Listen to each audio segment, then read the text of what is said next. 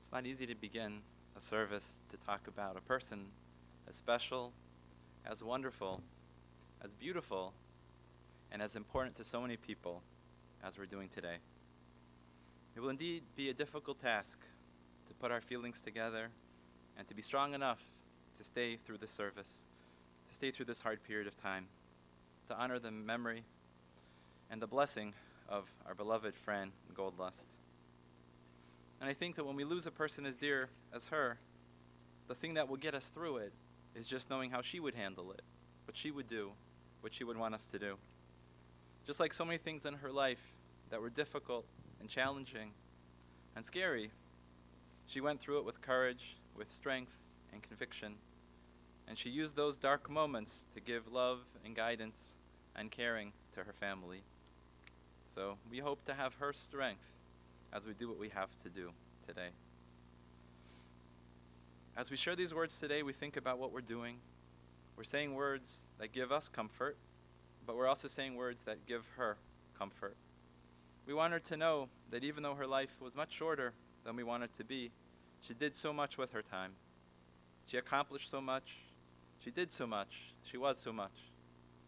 And we have to believe that when we meet great people in this world, even when they have to go after a shorter time, they are still with us. She gave us so much. She taught us so much. She made us to be so much bigger than we thought we could be. So even though we do not have her in the same sense, we do still have her because of the person that she will always be. We think of her husband, her children, her brothers, her extended family. This is a hard day for them. We start with a selection from the Psalms. We read the 23rd Psalm. Mizmer LeDavid, Adonai roi lo exar, Binai steshech yarbitzeni, al mei menuchos yenachaleni. Nafshi yeshovev yancheni v'magli tzedek leman shemo. Gam ki elach begeit somaves, lo yirara ki ata imadi. Shiftecha o mishantecha, hema yenachamuni. Tarach lefanai shulchan, neged soirai, Dishanta b'shem en roshi, kosi ravaya, aktov v'chesed yirdefuni, kol yemei chayai, v'shavti b'beis Adonai, la'arach yamim. A Psalm of David. God is my shepherd, I shall not lack. In lush meadows he lays me down, beside tranquil waters he leads me. He restores my soul. He leads me on paths of justice for his name's sake. Though I walk in the valley overshadowed by death, I will fear no evil, for you are with me. Your rod and your staff, they comfort me. You prepare a table before me in the view of my torments. You anointed my head with oil. My cup overflows. May only goodness and kindness pursue me all the days of my life, and I shall dwell in the house of the Lord for long days. It's a special custom at the funeral service of a woman, especially a woman like her, to read what is known as the Eshet Chayil, the woman of valor. It's part of the Proverbs, it's part of an ancient selection or text, but what it speaks about is a woman who can do so much, a woman just like her who's so brave and so accomplished and so diligent in taking care of her family. And this is a beautiful song, and as such, many people sing it weekly. They sing it at their Shabbat table on Friday night as they look at the mother of the house and they think all that she did for them in getting them to this point. We'll first read in Hebrew, then in English. Eishes chayil miyimsa v'rachok mipnini mechra, batach ba'lev bala v'shala lo yaksar. Kamalsu tov v'lora kol yemei chayecha, darshet semru fishtim v'tas b'chapetz kapecha. Haisa kaniyo socher mi merchak tavi lachma, v'takam ba'od laila b'tinteref levesa v'chok narosecha. Zamama sadeh v'tikachechu, mi pri kapecha natukarem. Hagra ba'oz masnecha, v'tametz zorosecha. Tama ki tov sachra, lo yechbe balayla neira. Yadecha shilcha v'kishor, v'kapecha samchu fale. Kapa parsa liani, ve'yadecha shilcha le'evyon. Lo sibri mebesa shaleg, mi kolbesa levush shanim.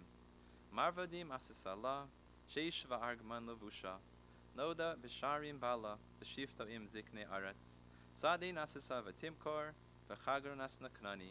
Oz v'hadar levusha, v'tislik le'yom acharon. Picha pascha v'hachma, v'sayras chesed al ishaina. Sovia halicha ispesa, velechem atzlus loisochel. Kamu vanecha ve'eshura, ba'ala, va'ye halala, rabos banos asochayo, biatalis al kulana. Shaker achein vehevel hayofi, isha yiras adonai, hi tisalel. Tenu la mipri yadecha, bihalucha v'sharim ma'asecha. An accomplished woman, who can find? Far beyond pearls is her value. Her husband's heart relies on her, and he shall lack no fortune. She repays his good, but never his harm, all the days of her life. She seeks out wool and linen, and her hands work willingly. She is like a merchant ship, from afar she brings sustenance. She rides as well as nighttime, and gives food to her household. With strength she girds her loins, and invigorates her arms. She discerns that her enterprise is good, to make sure her lamp is not snuffed out by the night. Her hands she stretches out to the distaff, and her palms support the spindle. She spreads out her palm to the poor, and extends her hands to the destitute. She fears not snow for her household, for her household is clothed in scarlet wool. She makes a cloak to sell, and delivers a belt to the peddler. Strength and majesty are her raiment. She joyfully awaits the last day. She opens her mouth with wisdom, and a lesson of kindness is on her tongue. She anticipates the ways of her household, and partakes never of the bread of laziness. Her children arise and praise her. Her husband lauds her. Many have amassed achievement, but you have surpassed them all. False is grace, and vain is beauty. A God-fearing woman, she should be praised. Give her the fruits of her hand, and let her be praised in the gates by her very own deeds.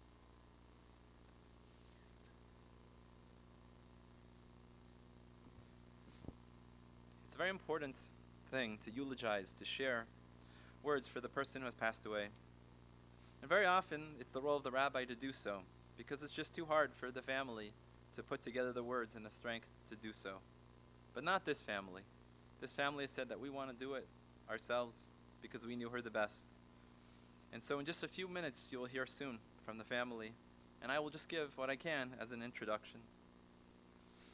Sometimes as a rabbi, when you're making a eulogy for someone you don't know so well, it's hard to learn about the person. You don't know. But in the case of Fran, literally everyone came over to me and said, you got to mention this. You got to say this. What about this story? And everyone didn't say different things. They all said the same thing. So it was very easy to put together this introduction. Everyone said how giving a person she was. She loved to give like no one else we've ever met. And there's some people who give because they enjoy giving, which she did. But she just gave because she was a giver. That simple. And what was amazing about her was that she was a child of Holocaust survivors. Her parents, and in her childhood, there was a lot of sadness. There were a lot of tough things to talk about. But her mission was to bring joy and pleasure to the people around her. And I guess it was no accident that she was a videographer, a photographer. She would catch people in their happiest moments, or sometimes stressful moments, and make them even more amazing and happy. She could capture your smile and bring goodness and joy to your face in your most important life events. And she would tell you how beautiful you looked and how happy you looked at this special occasion. She would be a big giver, as I discussed, and she loved to give to her family. And what was amazing is that all she gave to her family, they gave back to her. We'll soon see. I don't know if her kids will tell us the full extent of their devotion and their humility, but she had a very wonderful family with such devotion. What her sons and her husband and her cousin and her friends and her siblings did for her was truly amazing. But one cute thing about her was that she wasn't just practical in her giving. She liked to give to people with 2 legs and to 4 legs. And that tells a lot about a person. I just heard a story about her where she came across, through one of her friends, a raccoon baby that was without a mother and was going to die if it wasn't for a little bit of milk. And as soon as I hear the word raccoon, I just think annoying things that eat your garbage, and you can't wait to get rid of them. But that was not her instinct. Her instinct was, what can I do to feed this thing? What can I get to get the milk? What can I get as far as a bottle to keep this thing going?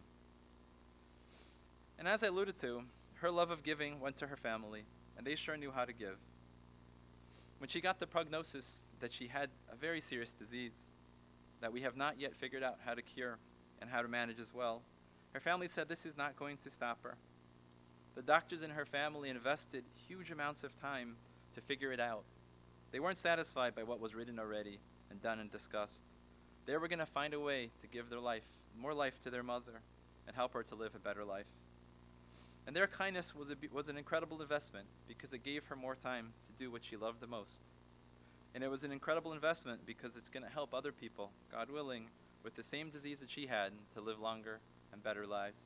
And she would, of course, enjoy that her suffering and her pain and her life would go to such a purpose. She also had children who were always there for her. They would jump on a plane anytime just to be with her. The slightest hint that she was a little lonely or needed a little something, her son would get on the plane anytime, as though Cleveland was just a couple minutes away. And she had sons who became caregivers. We don't hear about that so much. Usually it's too hard to do the physical needs of a parent. It's easier to give it to someone else who can. But she had a son who did it for her in the most amazing, caring, and loving way.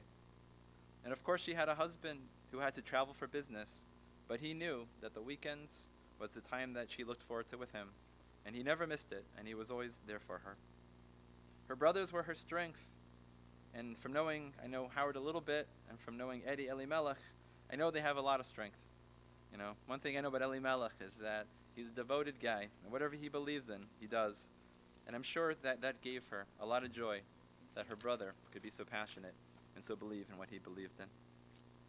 So today it's not really my role to share, but it is the opportunity and the tremendous mitzvah and the courageous action that we have the family who are going to share what a beautiful person they live their lives with. So at this time, I'm going to first call upon her brother Howard to say a few words.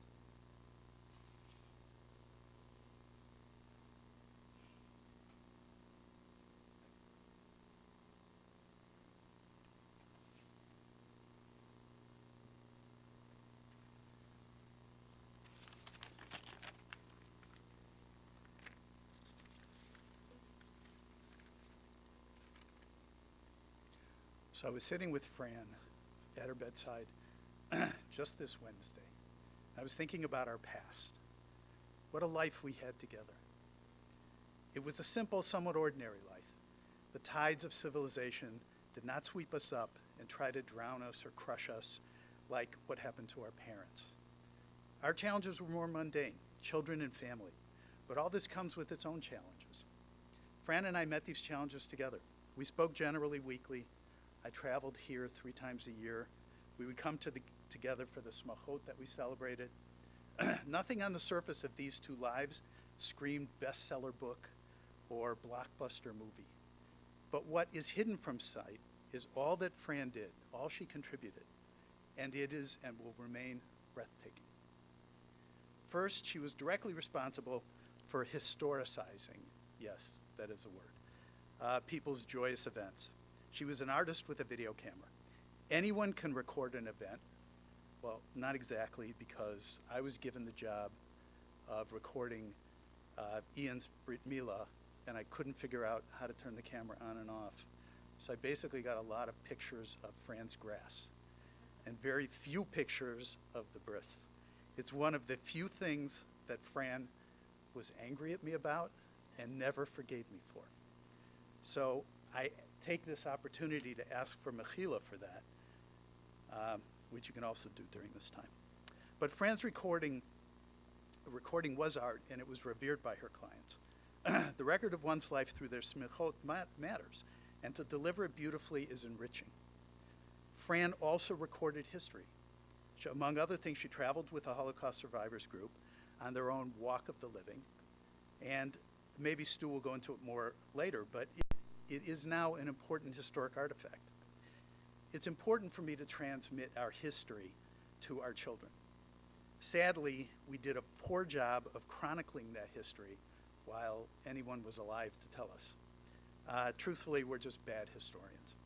Fran decided to interview and video our Uncle Max Solomon, Olav Shalom. He was like a younger brother to my father, Shalom ben Hillel Tzvi, Olav Shalom. And who knew that Max was a favorite of my grandfather, Hillel Tzvi, Olav Shalom? And who would ever imagine that he kept the entire history of their lives in Drahiv alive in his memory. Well, Fran recorded it. So I will make copies of that disc for my children and for my nephews. None of them ever met my father, but they will know more about his village and his early life than I ever did growing up. A gift from a true artist. Lovely as her gift as a videographer was, it pales in comparison to her gift as a mom. She and Stu's sons, Sam, Michael, and Ian, will influence the world. If you don't know of their accomplishments, it's easy to look up. I'm glossing over this because it's not the time to speak of their accomplishments. It's the time to speak of how they got there. Virtually every phone call I ever had with Fran ended with, "That's Sam, Ian, Michael, Julie, or Rita calling. I'll call you back." She never did. Fran was a big part of every decision the boys made, of every course of study, every goal, certainly every accomplishment. She spoke with them all several times a day. Many of us are parents. Some of our children even occasionally ask us for advice. But to have your kids have that level of trust in your advice and to have it proven true and correct, well, that's to be envied. And what does it say about Fran? She was a master parent. And who knows this? Just us. But you will hear about Fran and Stu's kids for decades. Don't be surprised. Just know where a good part of the credit is due. I will speak of Michael. I was here in person, on the phone, and online, watching Michael's astonishingly gentle treatment of Franny during the most difficult part of her illness. I was also there to see Michael and Ian coming to say goodbye to their mother.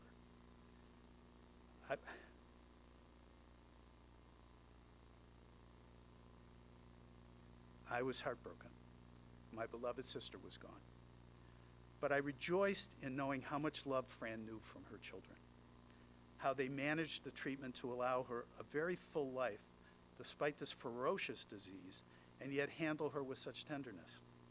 Michael, in the last year, carried the weight of 24/7 care, leaving his life and relocating to Cleveland. From the bottom of my heart, I want to thank you all, Stu, Sam, Ian, and Michael, for giving my beloved sister Fran time to complete her masterpiece, an artist's life. If you'll indulge me for another second, Julie, we're 6 cousins that grew up together, and Julie was our oldest. And she couldn't make it here because she has problems at home. In our family, Julie, Rita, and Franny were like sisters, closer than sisters. They talked 100 times a day. That I lost most of my phone calls to them. So, but Julie just sent me something off the cuff, and I asked her if I could read it. I'll tell you exactly how she wrote it, because it was to me personally. Howard, only you would understand what I'm about to say.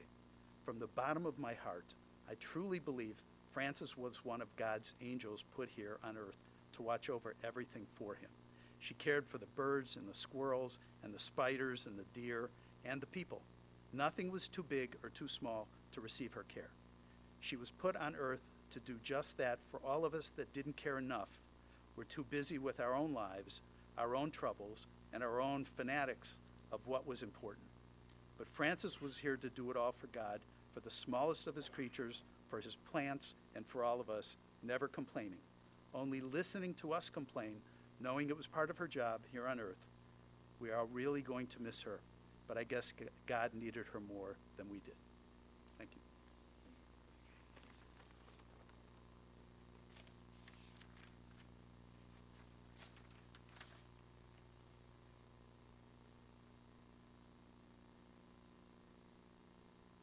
So we'll now call upon all of Fran and Stu's children, Sam, Ian, and Michael, who will all come up and say a few words.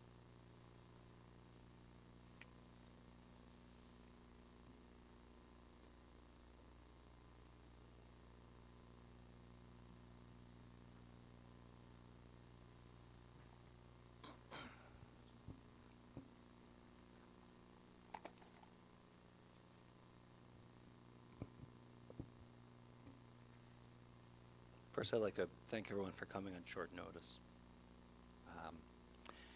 In my career as an oncologist, I've unfortunately seen a lot of death and dying. I value all of the relationships I build, some longer and some shorter. And I've come to learn something about legacy. Though my perspective may change as I grow, thus far I can best surmise that a person's legacy is measured by the circumstances in which they enter the world and the impact they have before they exit.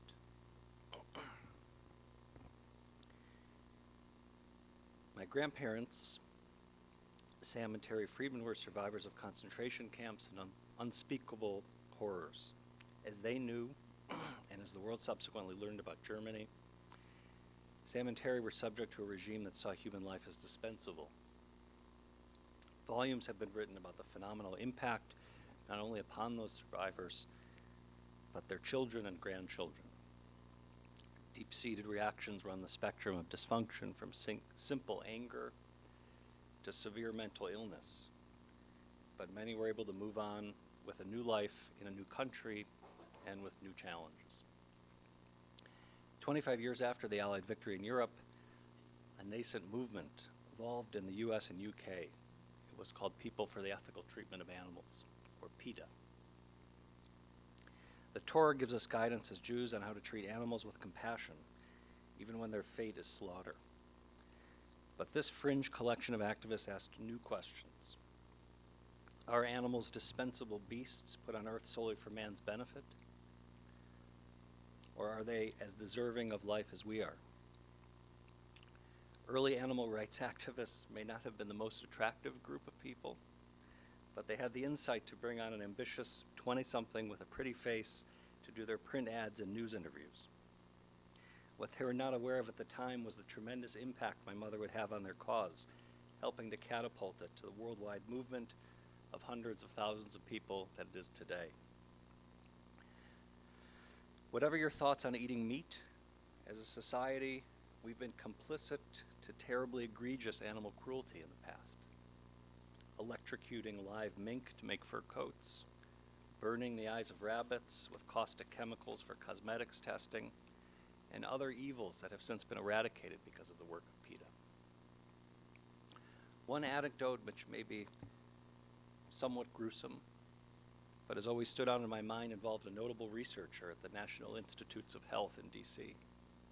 He was testing the impact of head trauma on primates by dropping them down elevator shafts. A young Fran Goldlust, dressed up in a ball gown, snuck into his gala birthday party with hundreds of guests in attendance, and when it came time to publicly open his birthday gifts, the pretty box she brought tied with a bow was opened for all to see. Inside was the corpse of one of the monkeys that he needlessly killed. He was shamed, lost his laboratory, lost his research funding, and no more macaques, who share 95% of our human DNA, died by his hand. She had chutzpah.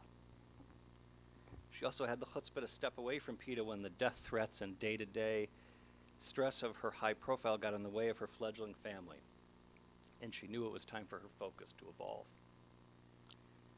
Though it was ultimately fulfilling and would come to serve us well in the long term as a family, my father's pursuit of an MBA at 35 years old and with 3 children was an understandably stressful time, emotionally and financially. For my mother, educating her sons was paramount, and as such, her ingenuity led to a new career in midlife. Many of you know her as the woman behind the lens recording your simchas, and while it was fulfilling, it was also painstaking work. For decades, she spent her weekends at events and 12-hour weekdays in an editing bay because she felt such a duty to memorialize the life cycles of our community with the care and precision that they deserved.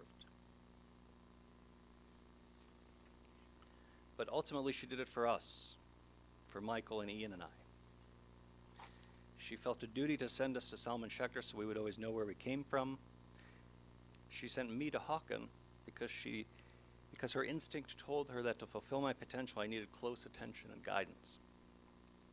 She always told me that her father had enrolled in a course of study in Prague that would lead to a medical degree, but his education was cut short by the war. And now 2 of her sons are physicians. and ironically oncologists. I am very far from perfect, but I do have some gifts, and I know where they came from. My paternal grandfather Marvin and my father shared their analytical capacity with me, but when I sit down,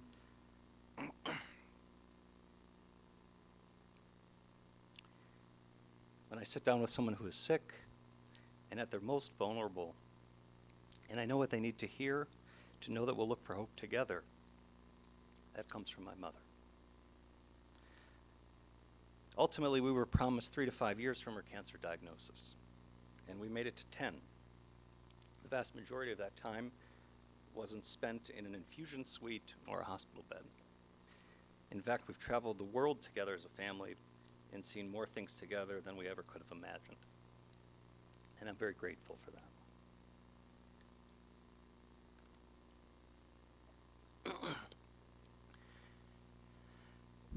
I talk to my mother every day on my way home from work. We talk about who I was dating, the trials and tribulations of my job, reminisce about the past and when we'd see each other again. A few weeks ago, I asked her who I was going to call, and she's gone.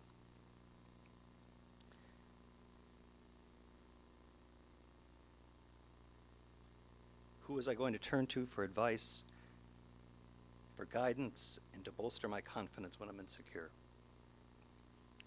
No one can replace someone that I've leaned on nearly every day for 40 years. But she reminded me of my extraordinary fiance, and that she raised my brothers just the same as me.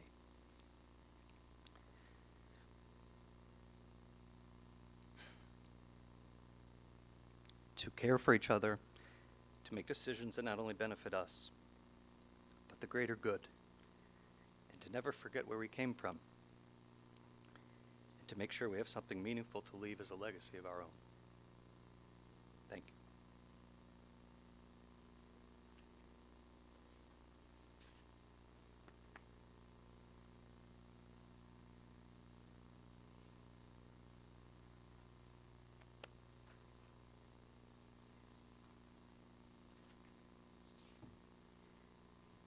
Hi, thank you all for coming. So Kira, my girlfriend, and I, recently we've been trying to get tickets for the Broadway rendition of To Kill a Mockingbird, which I hear is very good, but really I have no idea what the story is about. Like most middle schoolers, I once was assigned a project about the classic book, and despite my best intentions, the night before the deadline came, not only had I not read the book, I had forgotten my only copy of it in my locker. I went downstairs teary-eyed and asked my mom what to do, either fail the assignment or ask for an extension. She said what she said before agreeing to essentially do the project for me. I already passed the 5th grade, and she asked me what I knew about the story. Having only seen the cover of the book, I knew it featured a bird, a tree, a pocket watch, and a ball of string. And so I told her, well, I know there's a mockingbird, and he must be pretty important, so I guess I could make that. I offered through the tears. She was particularly good at small, cartoonish illustrations, so I knew that this was playing to her strength. We drove to Michael's down at Golden Gate. We got styrofoam balls, pipe cleaners, black feathers, and some black spray paint. By the time we got home, the sun had already started to set. We set the supplies up in the garage, taped the newspaper to the ground, stuck the styrofoam balls on sticks, and started spray painting them. To my horror, they immediately began to shrivel, along with any hopes that I would pass this assignment. After confirming with my father that there was no way to reconstitute their form, I was ready to give up. My mom said no, and before I knew it, whisked me back off to Michael's before they closed to get acrylic-based paint, some paintbrushes, and more styrofoam balls. By this time, it was 8 o'clock. To a middle schooler, it might as well have been 4 a.m. When we got home, we painted them, we glued his feathers on, we gave him Google eyes, we tied a little string to his back.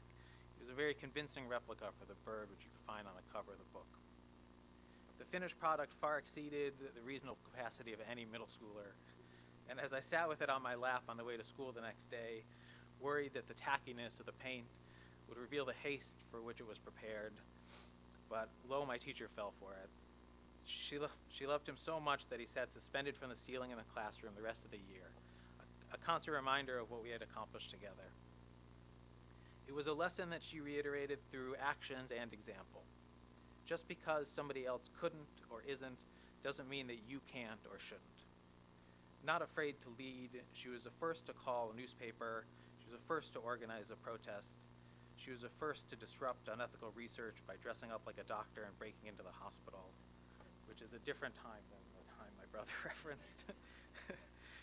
And she was the first to help me get grades I never deserved.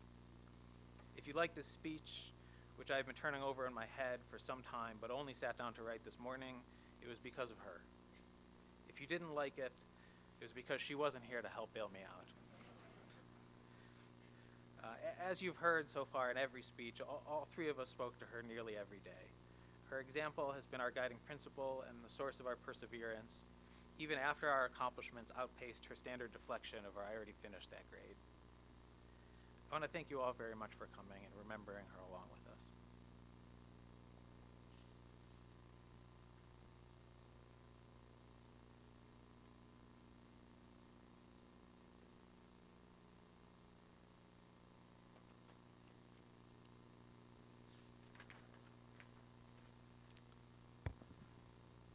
First, thank you for coming, everyone.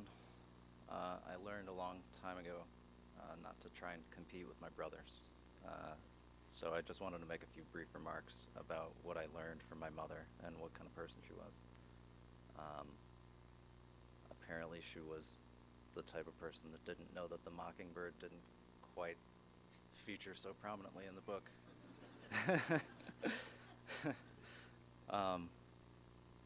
So I just wanted to say that death isn't a tragedy. A tragedy is a life lived without meaningful participation. And we shouldn't grieve for those who've accomplished their tasks in life. And the community in this room, and the love that you've shown our family in the past 24 hours and not to mention the past few months is evidence that my mom accomplished her task in life, and you and this is what my mom lived for. So there are a couple groups in this room, family, close friends, acquaintances, and I'm afraid that what I have to say about my mother might disappoint you all equally. If you knew her well, you experienced a unique acuteness of sensibility and genuineness of sentiment that you won't see again. If you didn't know her well, I can say only that you missed a woman who any short words of mine would struggle in vain to honor. A woman who loved others completely, and so, as is the privilege of those special few, was loved completely by others. A woman who echoed with merriment your triumphs and helped you learn from your failures. Who devoted her life to the welfare of others, whether that manifest in staying up at all hours allaying your fears or protesting the mistreatment of primates. A woman who could so expertly sink with such disarming ease into whatever role was needed of her. A woman who made people their best selves. Now we're fooled into believing that we differ from one another, what Einstein called a kind of optical delusion of consciousness. In a letter of consolation to a man whose son had recently died of polio, Einstein wrote that this delusion is a kind of prison for us, restricting us to our personal desires and to affection for a few persons nearest to us. Our task, he said, must be to free ourselves from this prison by widening our circles of compassion, to embrace all living creatures and the whole of nature in its beauty. Nobody is able to achieve this completely, but the striving for such achievement is in itself a part of the liberation and a foundation for inner security. And in that sense, my mother was a liberated, secure woman. Her circle of compassion extended far, often before the rest of society caught up. but even the secure struggle with illness. My mother knew that she was dying for over a decade. She dealt with it the way we all would at first, grasping at life, holding on tighter. Simone de Beauvoir said that the void horrifies, so we're all immortal. Surely staying at the forefront of medical science would keep her alive, and it did for a long time. At the end, though, we learned together that in the struggle to gain control, you often lose the freedom and the joy that you're living for. We learned that letting go isn't giving up. Her happiest times were when she could look death in the face and continue on. Eddie Hilson was a Dutch author who was imprisoned by the Nazis and struggling to make sense of her inevitable demise. She wrote that she had come to terms with life. The reality of death has become a definite part of my life. She continued, my life has, so to speak, been extended by death. By accepting destruction as part of life and no longer wasting my energies on fear of death or the refusal to acknowledge its inevitability. It sounds paradoxical, but by excluding death from our life, we cannot live a full life. And by admitting death into our life, we enlarge it and enrich it. And so was my mother's life enlarged and enriched at the end. Terminal isn't the worst prognosis. Not realizing that happiness exists only now, not in the past and not in the future, is much more grave. Thank you, Mom, for teaching me that our blood and tears are the ink with which we fill the pages of our lives. But just as our most revered documents crumble, our lives too eventually yield to time. Goodbye, Mom. I'll always miss your hug, your hands, your laugh, and the rest of your blood and tears. And I'll always love you.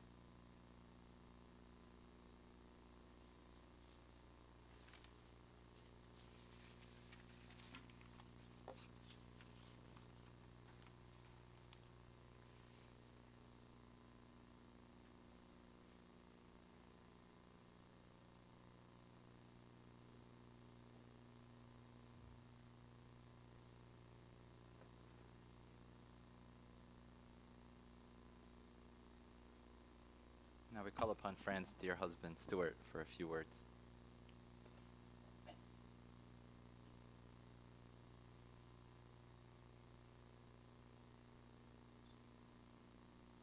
think we've all regretted this day for a long time.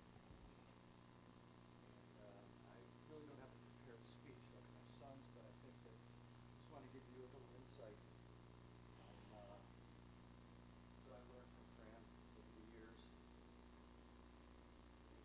About 2-3 weeks ago, I was listening to a speech by Warren Buffett, who's one of the most powerful men in the world, the richest man in the world at time to time. And he gave the commencement speech at Georgia Tech University. And they asked him, after the commencement speech was over, what makes you successful? And he said, it's really not money. He said that I've donated millions of dollars to buildings, and I walk through the buildings. I look at libraries that have my name on it, and I look at hospitals that I've donated money. He said it really doesn't mean anything.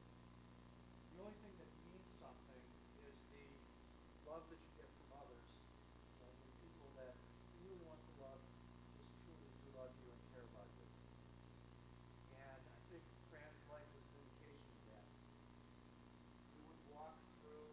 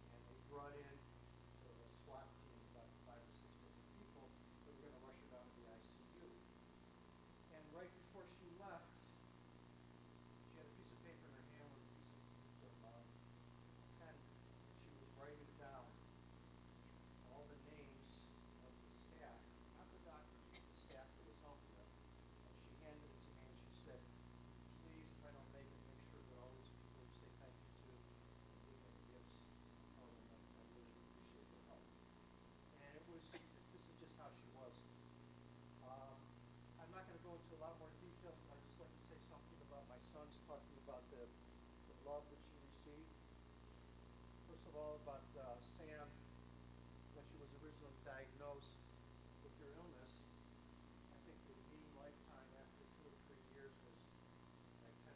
And she was afforded a lifetime of 10 years, 11 years of really just a normal life due to Sam and his research that he did, his coordination of her care, again showing the love he had for her. Would indicate that her doctors at the clinic were supposed to be doing certain things, and these were new technologies that they weren't even aware of. So he introduced new drugs, new techniques, new things that they hadn't even thought of before. And I think if you Google his name, do a search on him, you'll see all the articles that he's done over the years and what a giant he is in his field. And that's one of the main reasons that she really had a normal life for that long period of time. And then secondly, Ian, who really devoted his life to cancer research. He followed in Sam's footsteps. He got an undergraduate degree in chemistry, master's degree in chemistry, and then got a scholarship at Cambridge University. And specifically, he did his PhD research in ovarian cancer. He did a study of ovarian cancer steroids, which are the cells that remain in your body after you have surgery and chemotherapy. And I'm sure that he's going to continue his research. I looked at his PhD dissertation a few days ago, and the first page in there is devoted to Fran. So that if it wasn't for her, he wouldn't have done all this research, and he shares his love. By the way, you know, I looked at all 104 pages of the dissertation. My name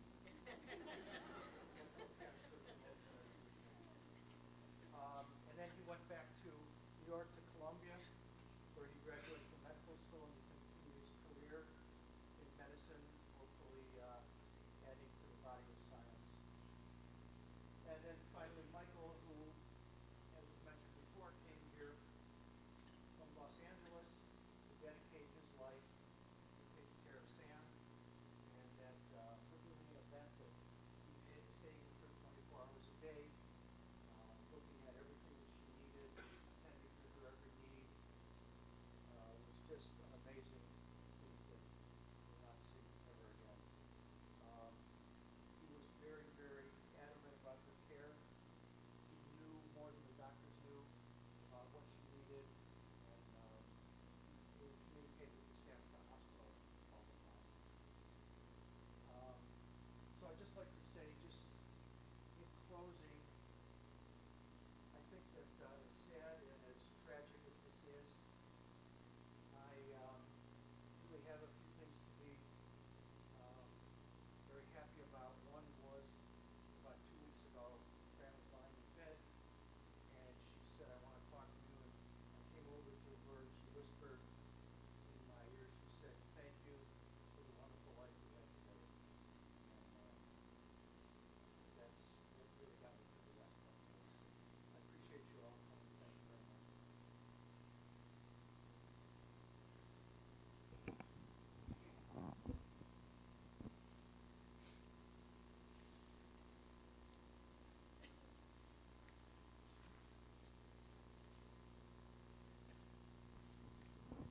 So we all heard the most beautiful, life-enriching words.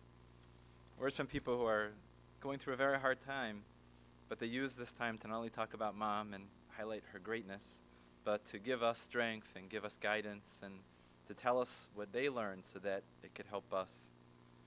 So I think we thank them all for their words to help us to understand who Fran is and will always be. Just in closing, I think one thing that Fran held very important was she very much held by the Jewish traditions. It was very important to her. And I think she in particular focused on the traditions around her burial and her shiva as being very important. And it wasn't just because of heritage and tradition she wanted to follow it, because I can't help but think that she thought of the shiva as something that would help us. That in a house of shiva, Sometimes it's a party, sometimes it's about the food, sometimes it's about things it's not supposed to be. But I think in a house of Shiva, what happens is we help each other out. We talk to the mourners, we sit quietly with the mourners. We give each other strength. And as the kids said before, it's not like it's just me and my local grief and pain. We're all part of one body. All of us human beings are one body. And if one part of us hurts, it all hurts. And that's the lesson of Shiva. We're all hurting together, and we all strengthen each other together.